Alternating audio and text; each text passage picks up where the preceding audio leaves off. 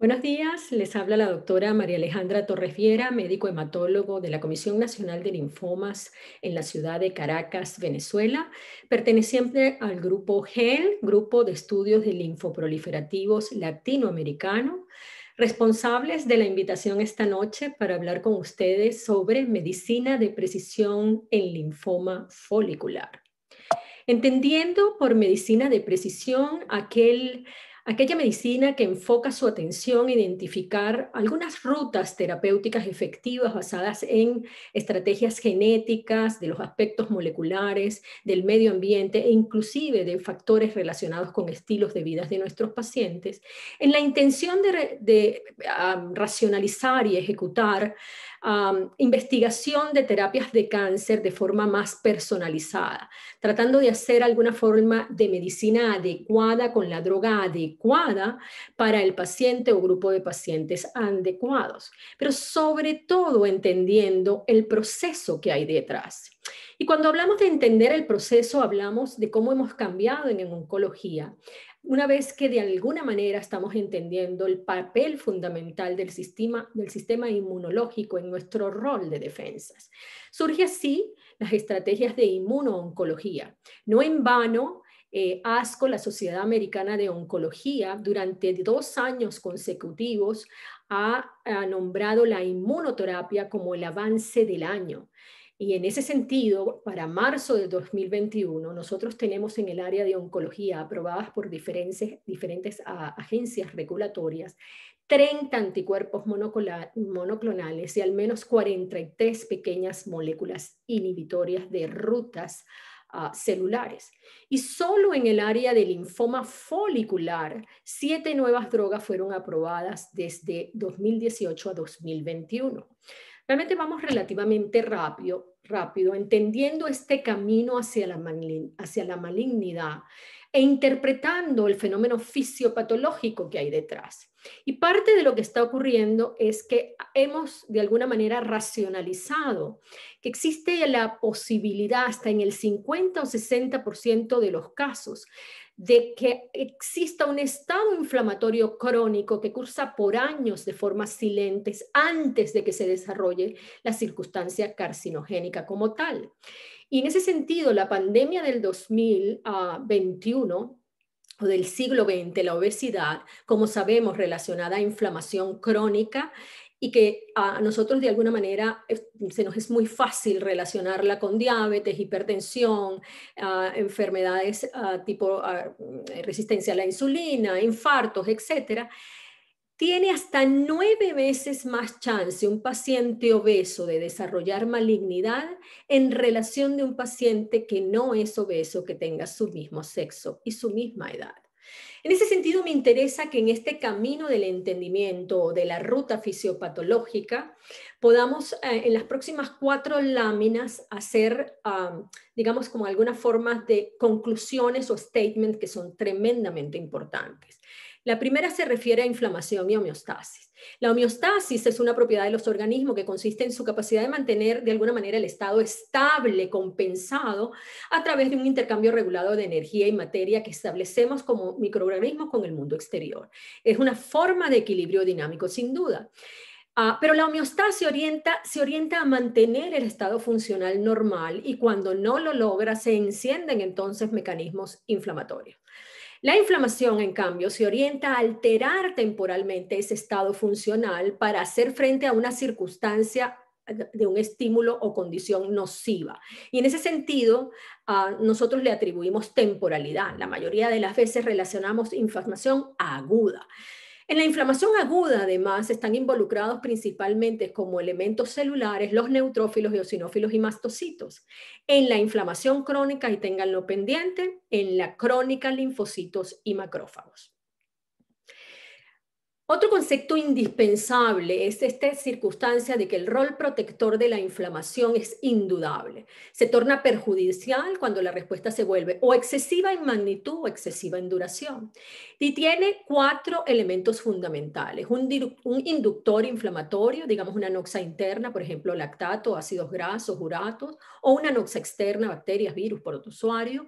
Un sensor, que es una célula receptora inicial, macrófago, células dendríticas. Un un conjunto de mediadores o citoquinas y un receptor en la célula o tejido diana, que es el que recibe de alguna manera la información de los previos en forma de citoquinas. Dependiendo de la naturaleza del inductor, sea bacteria o virus, las células sensoras producen diferentes combinaciones o cócteles de cantidades de mediadores que se llaman firma única o signature, ¿ok? Y por supuesto va a ser diferente un signature para bacterias que para virus, que para lo que podamos nosotros ejecutar en términos de uratos, lactato, etcétera, ¿no? Y por último, estos mediadores inflamatorios o citoquinas actúan sobre un tejido objetivo, tejido target, tejido blanco, alterando su estado funcional de alguna manera. Y eso es en la intención de restaurar la homeostasis. Si puede ocurrir que retornemos a esa circunstancia basal inicial o que retornemos, escuchen esto, a una circunstancia no inicial, nueva, adaptativa. En ese sentido, y esta es la tercera lámina de conceptual, la respuesta inflamatoria tiene un alto costo y un alto beneficio. En términos del tiempo, ese beneficio que tratamos de sostener puede costarnos más como organismos. El costo cada vez más alto para tratar de mantener el beneficio y volver a la circunstancia homeostática. Pero llega un momento en que la circunstancia del medio ambiente o la noxa o del medio interno o exterior es de tal magnitud que no es más sostenible en el tiempo en términos de costo, sobrepasamos el costo, actuamos o logramos un nuevo nivel de adaptación y en ese nivel de adaptación que no es homeostático y que se cronifica, surgen enfermedades relacionadas a este fenómeno de inflamación que ahora es crónico, mediado por macrófagos y linfocitos y que conduce, entre otras cosas, a la obesidad misma, a la diabetes, al Alzheimer, al cáncer, etc. Y por último, la construcción de nichos humanos. Decíamos, medicina de precisión evalúa también circunstancias del medio ambiente y de estilos de vida que puedan impactar al individuo y en ese sentido hay variación geográfica. Y esa variación geográfica es ambiental o es genética. Hay varias cosas que podríamos discutir, pero no tenemos tiempo para hacerlo. Lo que quiero decirles es, nichos humanos, ¿a qué se refiere? Nuestra capacidad de agricultura, la dieta occidental, la vivienda urbana, el uso de ropa, la luz eléctrica que nos pone en una circunstancia de alterar enormemente el eje hipotalámico, los productos de higiene que modifican el microbioma, el uso crónico de antibióticos y el de otros medicamentos. Rápidos y múltiples factores cambiando a circunstancias ambientales causada por la construcción de estos nichos, altera ese equilibrio óptimo de costo-beneficio del que hablábamos de muchos de nuestros rasgos.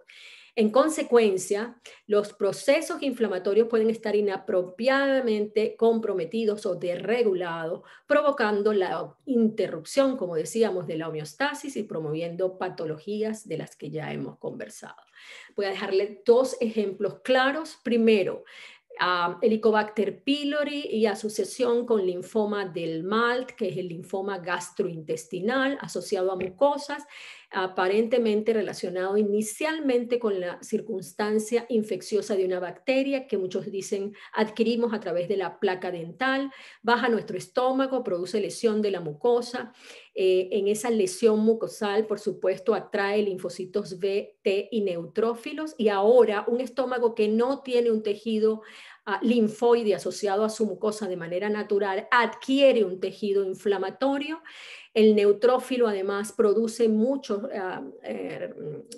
radicales libres que producen alteraciones genéticas en estos linfocitos B, especialmente construidos para atacar en forma de un clon normal, natural a la bacteria, y en estas circunstancias se favorecen desequilibrios genéticos, cambios del microambiente de forma crónica que podrían en el tiempo evolucionar a malignidad, bien sea sólido, adenocarcinoma o linfoma. Hablemos en cambio de una circunstancia interna. La noxa en este caso es ácido úrico, proveniente de nuestra dieta o proveniente de una circunstancia interna de hiperproducción, leucemia, mieloproliferativos, etc. Ese ácido úrico está en un equilibrio con nosotros. Una vez que bordeas o pasa ese nivel de saturación del equilibrio, tiende a precipitar, sobre todo en circunstancias donde hay temperaturas de más bajo nivel corporal, como las extremidades. Una vez que cristalizas, de nuevo viene una circunstancia de tratar de reparar por los neutrófilos que nuevamente producen oxidantes de radicales libres. El proceso inflamatorio trata de contener esta circunstancia novedosa, pero si se perpetúa en el tiempo, tenemos entonces una nueva circunstancia adaptativa de cicatrización anormal que no llegó a la homeostasis inicial, sino es una nueva condición. Cuando hablo de uratos de nuestra dieta, no hablamos estrictamente de carnes y de quesos. Hablamos, por ejemplo, de las bebidas tipo soda, Coca-Cola, etc. Y en relación entonces al linfoma folicular, ¿qué tenemos que saber? Está claro que existe una incidencia incrementada de linfoma no Hodgkin en las últimas 3 décadas, igual que las lesiones de piel, no parece parar. Esto ha ido increciendo en el término del tiempo, independientemente de la pesquisa o la optimización de los tratamientos que tratan de contenerlo. Se ha descubierto además que es común en América del Norte, en el Reino Unido y en Sudáfrica, pero en cambio es totalmente infrecuente en pacientes asiáticos, sobre todo chinos, vietnamitas y japoneses. Sin embargo, cuando un paciente de ascendencia china o japonesa se muda a los Estados Unidos, tiene la misma incidencia de producir un folicular que un paciente primariamente nativo de los Estados Unidos o de América del Norte. En ese sentido, se sugiere que el riesgo de linfoma folicular tiene algún componente ambiental importante. Para efectos de esta charla, sin embargo, no vamos a hablar de condiciones epidemiológicas externas porque no tenemos tiempo. Hablaremos de la inflamación crónica en el microambiente pretumoral y tumoral. Entonces, lo primero que ocurre es que nuestra célula stem cell en la médula ósea está produciendo una progenie de células B, primero inmaduras, pro-B, pre-B, etcétera, virgen, que todavía no ha sido expuesta a estímulos, y es aquí en la médula ósea donde adquieren de manera inicial su primera lesión, digamos, genética o molecular en el recambio de los genes de inmunoglobulina de cadenas ligeras, en la célula pro-B a pre-B, y ahí adquiere la translocación 14-18. Una vez que viaja de la médula al ganglio primario, en el ganglio va a tener 2 zonas de ubicación. Una zona en el centro germinal que se llama zona oscura y otra zona clara.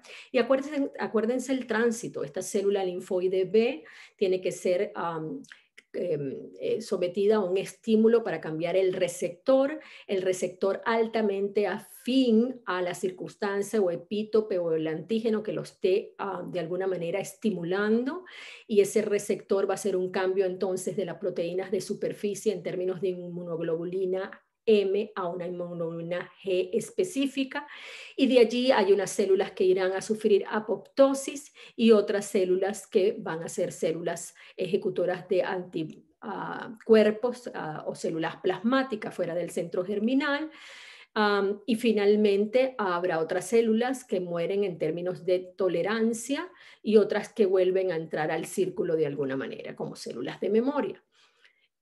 Esta circunstancia en el marco del folicular es diferente porque esta célula con esta translocación tiene inhibición de la apoptosis, que es la circunstancia como nosotros desechamos una célula que tiene poca afinidad. Y en ese sentido hay una recirculación de una célula que no puede morirse y vuelve a ser sometida a estimulación, a pesar de que su afinidad no es ideal, no es excluida o no es eliminada en términos de autotolerancia o autorreactividad o apoptosis inducida, porque el programa está bloqueado. Y en ese sentido, nuevamente hay activación del receptor BCR y sigue este fenómeno de hiperproliferación que de alguna manera produce una signature, una firma de comunicación con autorreacción del sistema del receptor BCR de afinidad, y ahí va a producir entonces en este microambiente una nueva relación de conducción con sus células del estroma. Y son células T de diferentes estirpe, macrófagos que cambian la polarización de M1 a M2, a células dendríticas y, por supuesto, el clon variable de células B. Y decimos variable de células B porque en el centro germinal hay un tipo de célula B, pero en el centro germinal de la zona light es otro tipo de célula B, y esta célula B, cuando sale un poco hacia la zona de no bloqueo para producir células plasmáticas, es otra célula B. En ese sentido va el tercer concepto importante del folicular, una primera translocación que es inicial pero no requerida y única, no es suficiente. Yo puedo tener células traslocadas y no desarrollar un linfoma folicular. De hecho, se ven células traslocadas hasta en el 70% de pacientes sanos. Esta es una condición que necesita un segundo hit. En esa circunstancia que les acabo de describir, los hits sucesivos no ocurren de manera lineal en un mismo precursor, sino que son diferentes precursores adquiriendo cambios epigenéticos, adquiriendo cambios moleculares, que además no son concurrentes, no son únicos, son generalmente sumatorios. Es decir, una misma célula puede tener más de una lesión genética y no necesariamente ser idéntica a la de otra célula alrededor. Y eso complica el cuadro molecular o genético de un folicular. De tal manera de que cuando hablamos de linfoma folicular, la novedad para nosotros es que son subclones diferentes con cambios genéticos y moleculares diferentes. Y esto es lo que hace que eventualmente un tratamiento sea eficiente para un tipo de paciente con folicular y otro no sea eficiente. En ese conversatorio decíamos, hay sí una célula clonal que en su relación con diferentes elementos del microambiente, célula T regulatoria, célula T folicular regulatoria, célula T folicular helper, dendríticas, macrófagos, etcétera, va a producir entonces un microambiente inicialmente muy rico en células T, que en el término del tiempo va perdiendo esa capacidad de inmunomodulación a través del principal ejército del sistema inmune, como es el complejo T, y entonces la célula folicular clonada va adquiriendo ventaja de crecimiento y en ese sentido el linfoma folicular pasa de un contenido indolente, relativamente benigno, a una circunstancia más agresiva o incluso de transformación a un difuso de células grandes, que es una entidad más agresiva. Es complejo entonces en el marco del folicular, todos estos son foliculares, cada uno con una clon de células relativamente independiente, autónomo y variable en su relación con el microambiente. Que sabemos que el crecimiento y la supervivencia del tumor están favorecidos por las células dendríticas foliculares, por las células T auxiliares foliculares, los macrófagos que se asocian al tumor generalmente están polarizados a un tipo de macrófago M2 que produce de nuevo una signature o un cóctel de mediadores característicos que están caracterizados además por tener receptores de alto nivel de manosa que son altamente estimulantes por su carga, digamos, eléctrica negativa, estimulan altamente la señalización del receptor del BCR, receptor de afinidad en el centro germinal porción dark o porción oscura de nuestras células foliculares. Y en ese intercambio empieza el primer cambio, que son cambios de metilación. Y después vendrán otros complejos de quimioquinas diferentes con esta metilación que entonces inducen un segundo cambio que son de comunicación. Y ahí se amplifican vías de comunicación como son las vías de STAT, de AMP, de AMK, etcétera. Y en esa circunstancia empieza un linfoma que era localizado a hacerse más sistémico y con sintomatología. De tal manera que el linfoma folicular y su pronóstico no está dada por la célula tumoral de B estrictamente, sino por la composición de sus células del componente no maligno. El core de la carcinogénesis en un linfoma folicular viene dado por su ambiente genético microambiente celular o epigenético. Entonces, el 90% de los linfomas foliculares presentan alteraciones epigenéticas tempranas que afectan las vías intracelulares de comunicación, con una secuencia relativamente conocida que se traduce además en cambios clínicos particulares. Tenemos un primer cambio de los receptores de manosa y la relación de manosa con algunos glucolípidos de las células dendríticas. Eso activa BCR o receptor del BCR además en una célula neoplástica que no puede morirse. Y aquí viene el primer evento, se llama folicular in situ. Luego vienen alteraciones de metilación sucesivas, conocidas, todas estas que ustedes ven aquí, y esas alteraciones de metilación cambian el cóctel de citoquinas y este complejo de nuevas citoquinas produce ahora alteraciones de vías de comunicación intracelular, mTORC, JAK-STAT, AMPK, etc. Y esto entonces cambia a un folicular más sistémico con cambios, inclusive con presentación de síntomas sistémicos. Entonces, en el linfoma folicular, como vemos, existe un componente inflamatorio crónico no advertido hasta ahora.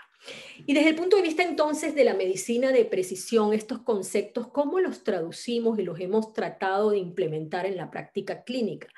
En circunstancias basadas en el diagnóstico del paciente en términos de riesgo a través de muchos scores biológicos, todos ellos relativamente pobres en su capacidad predictiva de riesgo, honestamente, en datos basados en la estrategia diagnóstica. Hablamos de que en este momento utilizamos el grado histológico y el patólogo es indispensable, pero cada vez más estamos viendo plataformas que evalúan el microambiente tumoral y sus cambios, sobre todo en el complejo de células T, como lo vimos, y finalmente tratando de evaluar también los cambios o la heterogeneidad genética de los linfomas foliculares. ¿Por qué es altamente heterogénico? Porque ahí hay demasiados complejos celulares compitiendo. Por último, entonces, hacemos dos cosas. Tratamos de hacer una evaluación de riesgo en función de imágenes y ahora con la incorporación del PET, que de alguna manera es una medida de actividad metabólica del tumor, tratamos de establecer riesgos en relación a relaciones biológicas o biomarcadores con marcadores del tipo de imágenes y últimamente la detección de la actividad tumoral circulante no evidenciable previamente porque las nuevas plataformas de esta medicina de precisión así lo permiten. Y finalmente, en el fin, lo que nosotros llamamos fin de tratamiento, tratar de volver a incorporar alguna de estas estrategias para saber si realmente estamos en una remisión ideal, que de nuevo estamos intentando clasificar como clínica, hematológica, por imágenes, citogenética y molecular, como recordando las alternativas de leucemia mieloide crónica. Entonces, en medicina de precisión, ¿qué plataformas innovativas tenemos? Las que están asociadas al estudio del genoma globalmente, las de secuenciación de nueva generación, por supuesto el PCR o el NEST RT-PCR y ahora más recientemente la medición en forma de biopsias circulantes o DNA de tejidos circulantes. En ese sentido, nuestra primera aproximación, les dije, es tratar de ver si estas plataformas genéticas y moleculares nos servían en términos pronósticos o predictivos. Y realmente somos muy ineficientes. Este complejo, efectivamente, de diferentes cambios genéticos nos transforman, evalúan supuestamente 3 grupos de riesgo, pero lo que vemos es que eventualmente pacientes que están incluidos en el más alto riesgo no progresan y pacientes incluidos en el riesgo más bajo progresan tempranamente. Entonces, en ese sentido, no solamente no se han impuesto, sino que además por su costo no pueden ser estandarizadas como una herramienta para el resto del mundo.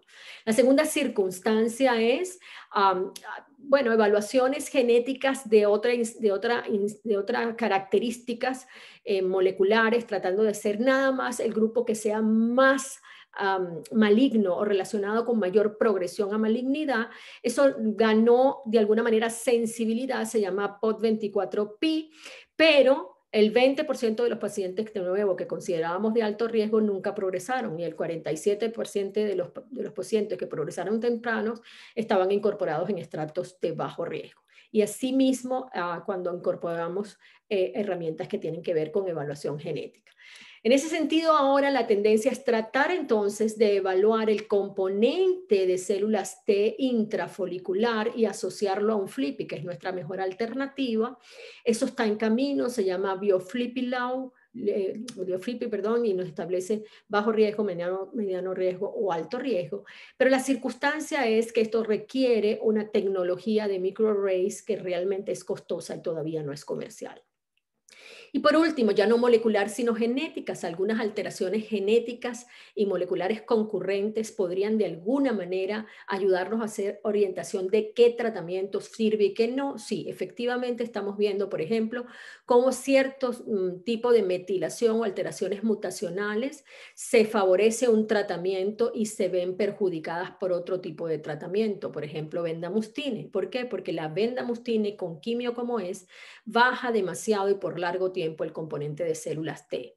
Y en la secuencia nueva de inmunoterapia, en el camino estricto de un folicular, tratando de librarnos de quimio, la bendamustina, que la usamos tanto y que nos enamoró porque no tumba el cabello, tiene un muy buen perfil de seguridad, resulta tremendamente adversa.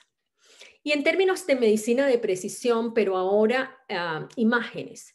Hablamos del PET, hablamos de la medición del volumen tumoral total, hablamos del DNA circulante o de enfermedad residual mínima post-tratamiento. Entonces, el PET efectivamente inicialmente nos puede discriminar a un paciente en mayor riesgo o menor riesgo. Los pacientes que están con un SV mayor de 14 o 18 en folicular generalmente tienen un componente de células más agresivas y sin embargo, aunque no están transformados y hemos visto que no necesariamente es transformación, sí le imprime desde el punto de vista pronóstico una condición de adversidad cuando el SBU es alto. El segundo es el volumen metabólico tumoral total. Cuando ese volumen metabólico rebalsa cierto nivel evidenciado como tope o cutoff, bueno, podemos discriminar a los pacientes en grupos de riesgo. Pero él, asociado a un FLIPI, tiene muchísimo valor y muchísimo más valor pronóstico. En nuestros países, nosotros usamos el PET con un SUV estándar y no estamos todavía acostumbrados a la variación intrapersonal de la captación que se llama Total Metabolic Tumor Volume. Pero estamos y tenemos que trabajar en que nuestros países adquieran esta experticia para de alguna manera poder afinar nuestra herramienta diagnóstica. Y finalmente, un paciente que termina tratamiento y está negativo por tomografía y todos sus marcadores regresaron a lo normal y el paciente está completamente asintomático, pero su captación sigue estando positiva, ese paciente tiene peor pronóstico evolutivo en el tiempo que el paciente que tiene PET negativo. ¿Por qué? Porque allí de alguna manera las imágenes nos están diciendo él metabólicamente tiene algo todavía residual. Y así también medimos en sangre periférica la respuesta y la calidad de la respuesta en términos de su profundidad importan. Esto es masa tumoral, esto es tiempo y fíjense las diferentes estrategias, inducción, consolidación, mantenimiento o terapias preventivas hacia la recaída. ¿Y qué es lo que conseguimos con las terapias sucesivas? Básicamente conseguimos bajar la profundidad de la respuesta en términos del logaritmo y los medimos en sangre periférica por técnicas de PCR, RT-PCR, DNA circulante, etc.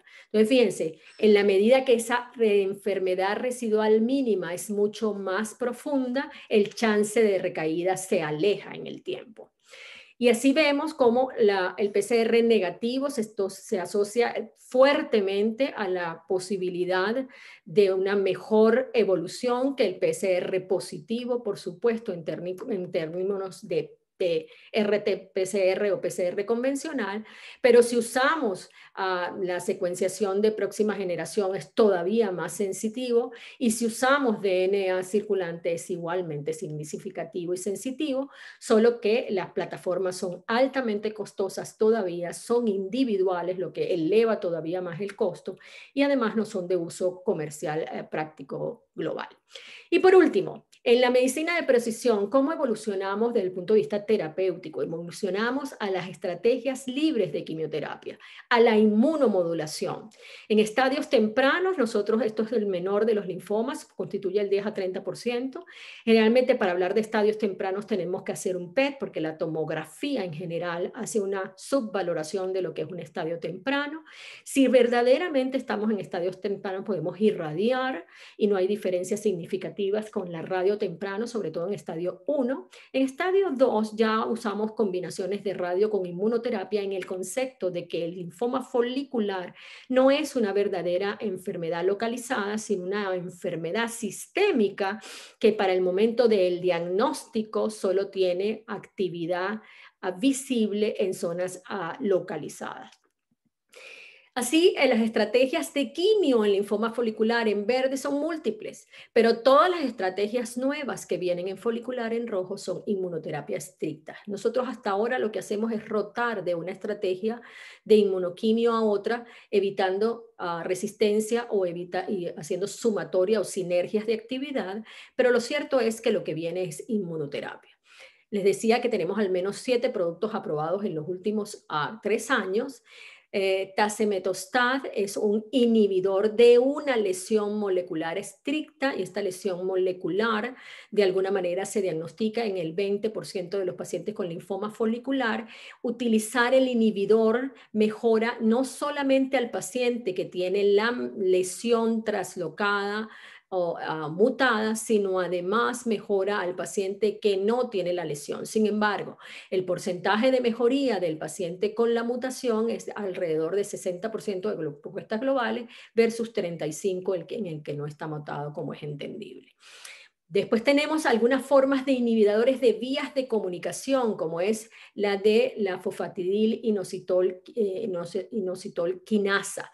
Y en este sentido tenemos 3 drogas nuevas. Ellas producen unas respuestas globales relativamente buenas en el paciente múltiplemente refractario a quimioterapia previa. Son estrategias que hasta ahora están siendo usadas en la recaída. Siempre usamos una nueva estrategia en el peor paciente. Si funciona, vamos moviendo esa estrategia de manera progresiva a estadios más tempranos para tratar de cambiar la evolución natural de esta enfermedad. Les decía entonces, tenemos 3 productos, ellos 2 son vía oral, hay otro que es endovenoso, que complica un poquito el asunto. El perfil de seguridad, siendo básicamente inmunomoduladores, es inmune, producen neutropenia, anemia, pero producen alguna forma de tiroiditis, alguna forma de alteraciones intestinales, diarreicas, mediadas inmunológicamente, etc. Pero lo más importante de este conjunto de inhibidores es su capacidad de acoplarse a otras drogas de inmunomodulación como los anticuerpos monoclonales anti-CD20. Y eso hace que el porcentaje de reducción de las recaídas se duplique. En ese sentido, lo que vamos a ver en folicular en el término de los próximos años va a ser sumatorias de drogas inmunomoduladoras. Los anticuerpos monoclonales biespecíficos, un tipo de inmunoglobulina IG1 con doble epítope, anti-CD3 y anti-CD20, potenciar al grupo de células T y al clon de células B malignos 20 positivo. El porcentaje de respuestas con cualquiera de estas drogas es muchísimo mayor que los porcentajes previos, es cercana entre el 70 y el 100%. Lo más interesante es que las respuestas, la mayoría son completas en las inmunomodulaciones que teníamos hasta ahora, lenalidomida, inhibidores de fosfatidil inositol quinasa. El porcentaje de respuestas completas es muy bajo, es alrededor del 30-40%, y aquí subimos entre el 25 y el 75% de respuestas completas. Pero fíjense, además, en pacientes refractarios, doblemente refractarios, pacientes que progresaron antes del primer año, que uno sabe que se portan peor, pacientes que han recibido CAR T-cell en el pasado, pacientes que hayan tenido estrategias tipo trasplante. Y por último, la modulación ahora de células T, que ex vivo y estimuladas y producidas de manera individual para cada paciente, son administradas para tratar de eliminar este fenómeno de que la célula T individual del linfoma folicular está exhausta, están agotadas. Es un conjunto de células T que va en depresión progresiva y en incapacidad de tener su función normal. Se trata de tratar de rescatar al sistema inmunológico con estas células T. Hay 2 protocolos, uno se llama SUMA o el ARA, uno americano americano, no europeo, fíjese la tendencia en el tiempo en un paciente múltiples veces recaídos a un plató relativo. La respuesta global en ambos grupos es alrededor del 50% en un tiempo de seguimiento de 40 meses, que son 3 años y medio para el grupo americano y apenas de año y medio para el grupo europeo. Pero fíjense de nuevo, las tasas de respuesta globales casi 100%, 94% y 80% de respuestas completas en pacientes que han tenido 3 o 4 líneas previas de tratamiento. La inmunocología es una cosa completamente diferente. Tenemos que movernos hacia la terapia del linfoma folicular libre de quimio. Probablemente la estrategia es estrictamente la inmunomodulación. Y como conclusión, la necesidad de reconocer la heterogeneidad genética y molecular del linfoma folicular representa la mejor forma de iniciar esta estrategia posible de individualización, lo que llamamos medicina de precisión. Aún con curso indolente, el concepto de observarlos y mirar cómo evoluciona la historia natural, porque son un linfoma poco agresivo, realmente no resulta intelectualmente satisfactorio a la luz de los conocimientos nuevos de inflamación, inmunoterapia y inmunoncología. Necesitamos estudios, estudios, estudios. La nueva respuesta terapéutica se centra en la inmunomodulación, nos conducimos a caminos libres de quimio, la incorporación de nuevas formas de medir esta calidad de la respuesta a través del PET, de enfermedad residual mínima, así sea DNA circulante, así sea valor del volumen tumoral metabólico total, etc. Cada día cobra más valor. La incorporación de nuevos marcadores biológicos y moleculares que permitan estas terapias dirigidas a riesgo individual son las que van a hacer esta diferencia. En ese sentido, nuestros países necesitan de estas nuevas plataformas de diagnóstico de las que estamos hablando. Latinoamérica debe favorecer centros especializados de intercambio, de acuerdos, de referencias, toda vez que la tecnología de punta no nos acompaña por lo general al ritmo internacional ni al ritmo que nosotros como países individualmente queremos. En ese sentido, la invitación es a ustedes, estudiantes, a formarse, a crear, a liderar procesos donde ustedes establezcan estos cambios en sus diferentes países, tratando de incorporarnos a trials con conexiones internacionales, tratando de adquirir nueva experticia en estas plataformas. Vayan, fórmense y regresen a sus países para crecer dentro de la ciencia, apostando a cada país individual. Feliz noche. Muchísimas gracias por su atención.